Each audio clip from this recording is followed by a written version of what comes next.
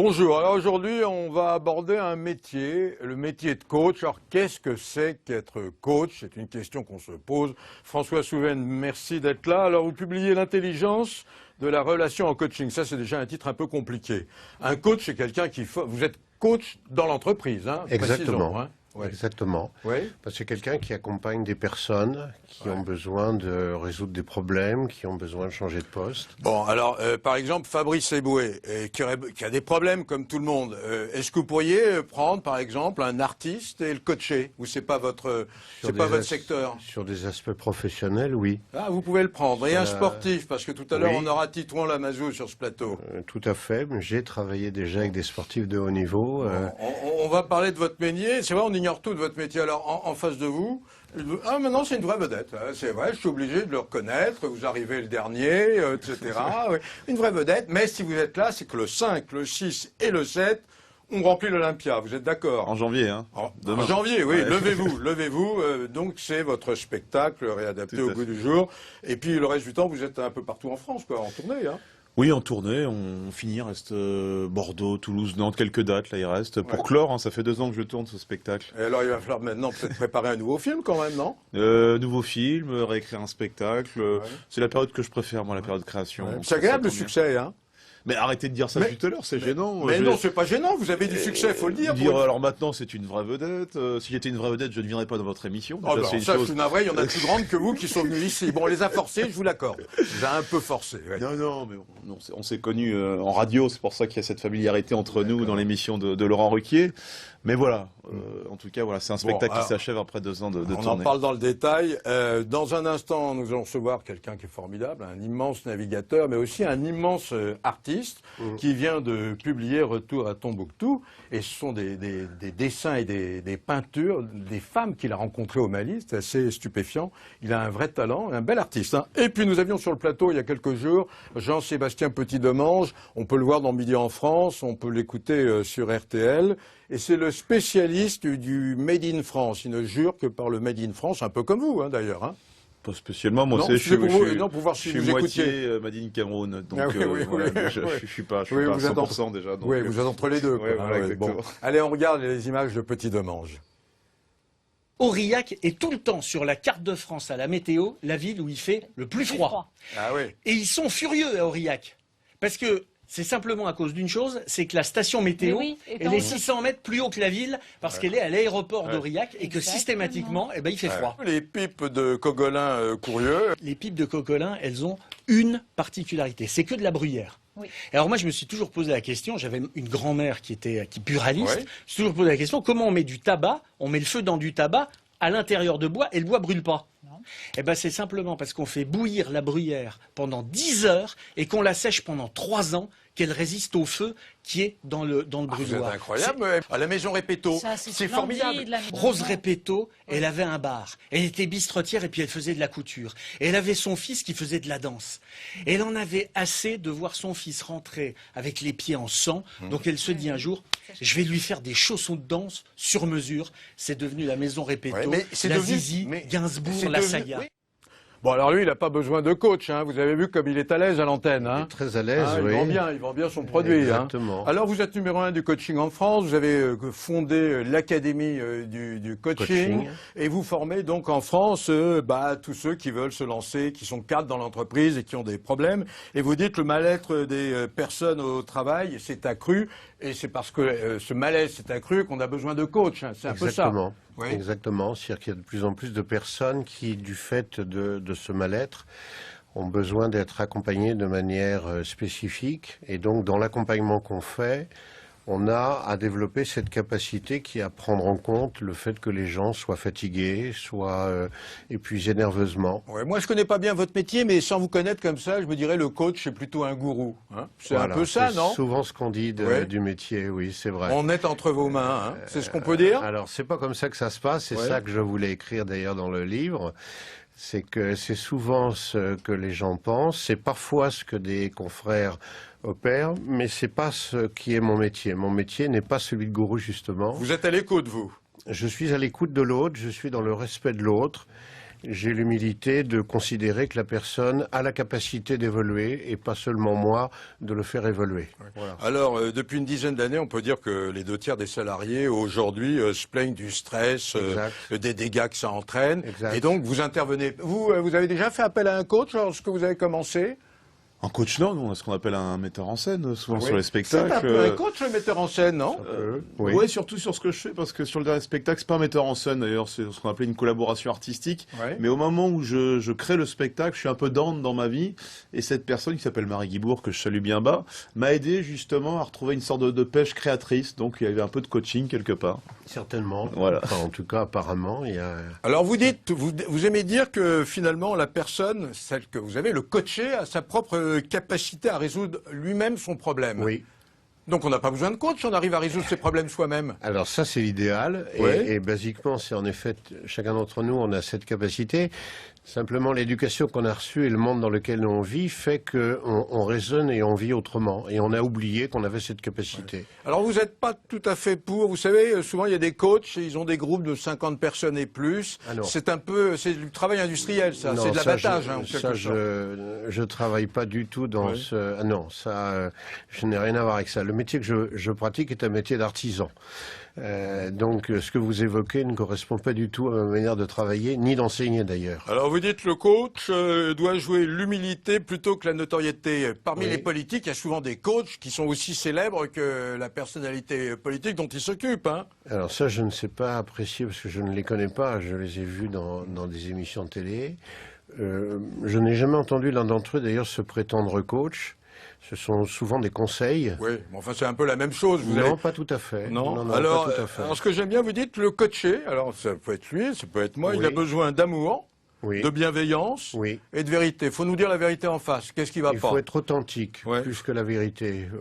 La vérité, elle est, elle est pas à la portée du coach. Ouais. Par contre, l'authenticité, oui. Alors, La bienveillance, oui. Ouais. Le fait que je vous respecte en tant que personne, oui. alors le coacher doit retrouver un sens à sa vie. C'est un peu ça, en fait, votre philosophie. Beaucoup de personnes, en effet, que vous évoquez dans le mal-être, sont des personnes qui ont perdu le sens de ce qu'ils sont en train de faire. On parle d'argent, on parle de carrière, on parle de promotion, mais on oublie qu'en fait, on est un être humain et l'entreprise oublie aussi que ce sont des êtres humains qui sont chez elle. Un coach, ça gagne bien sa vie? Un coach, ça gagne correctement sa vie quand il a et le coaching et des compétences à côté dans les métiers du conseil, dans les métiers de l'accompagnement des ressources humaines, oui. Alors, on a un reportage sur une association qui organisait un coaching. Alors là, c'est différent de votre travail pour aider des jeunes filles venues de milieux défavorisés à trouver leur voie. Mais c'est du coaching, hein. On peut... Eh bien, Bon. je le Alors, verrai. regardons ensemble. On si va vous voulez regarder. bien. Une pédagogie innovante par le groupe. Exercice numéro 1, se définir en images au présent et au futur. Vous la voyez dans quoi comme métier là? Anglais, puisqu'elle a mis anglais. Médecin du monde? Envisager tous les possibles. Ces jeunes femmes de 14 à 20 ans ne se l'autorisent pas toujours. Je sais pas ce que je vais faire plus tard. C'est pour ça que je suis venue. Quand j'allais dans les lycées, souvent en banlieue, essentiellement dans le 93, le 94, j'ai remarqué que les jeunes filles manquaient beaucoup d'ambition, qu'il y avait pas mal de freins. Souvent, c'est les mêmes métiers qui revenaient, des métiers qui étaient souvent présents dans leur environnement personnel et familial. Et je me suis dit quand même, c'est dommage, parce qu'il y en a certaines qui ont beaucoup de potentiel, mais qui ne le savent pas. Avec les conseils de femmes entrepreneurs, avocates ou encore responsables de fondations, ces jeunes femmes ont désormais plus de références, plus de convictions. Un programme de 5 jours à l'initiative d'une association, mais qui aurait toute sa place dans un parcours scolaire. Alors, si moi je veux devenir coach, ou si Fabrice Eboué veut devenir coach, on n'est pas obligé de passer par une école et il n'y a pas de diplôme. C'est comme ouvrir un restaurant, tout le monde peut devenir coach. C'est deux choses différentes. Ouais. Il y a pas d'école au sens diplôme universitaire. Il y a des écoles au sens académie du coaching, comme celle que j'ai créée, qui va vous permettre d'apprendre la posture que je développe dans le livre, qui va vous permettre d'avoir la qualité d'écoute, qui va vous permettre d'avoir la qualité d'accueil.